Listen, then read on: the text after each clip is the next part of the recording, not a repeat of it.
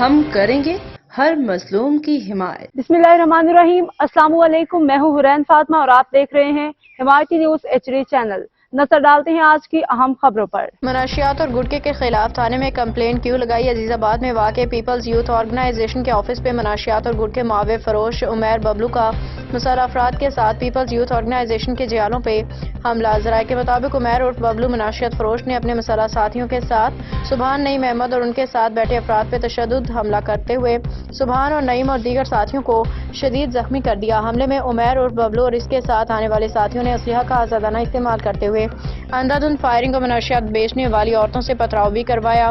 یاد رہے یہ عمیر عرف ببلو کئی بار منشیات گٹکے معاوے اچھالیہ کے چکر میں جیل جا چکا ہے۔ علاقے میں مستقل اور دھڑلے سے منشیات فروشی اور گٹکے معاوے کی فروخت کے خلاف چند دن پہلے علاقہ مکینوں کی بیجا شکایتوں پہ سبحان نے عزیز آباد تھانے میں منشیات اور گٹکے معاوے کی روک تھام کے لیے عزیز آباد تھانے میں عمیر عرف ببلو کے خلاف درخواست جمع کروائی تھی، جس کے رد عمل میں عمیر عرف ببلو نے سبحان نعیم اور ان کے ساتھیوں پہ پیپلز یوتھ آرگنائزیشن کے آفس پہ حملہ کیا، آفس میں توڑ پھوڑ کی، کارکنان کو زخمی بھی کیا۔ ذرائع کے مطابق عمیر عرف ببلو عزیز آباد میں بڑے پیمانے پہ منشیات اور گٹکے معاوے کی فروخت میں ملوث ہے اور اس کام میں عمیر عرف ببلو کا ساتھ دینے میں علاقائی تھانہ عزیز آباد کے چند سپاہی بھی ملوث ہیں، جن کو عمیر عرف ببلو باقاعدگی سے ماہانہ بتہ پہنچاتا ہے۔ انہی کی سرپرستی میں عمیر عرف ببلو نے اپنا منشیات اور گٹکے معاوے کی پیکنگ کا کام کئی گھروں پہ خواتین سے بھی کروانا شروع کر دیا ہے۔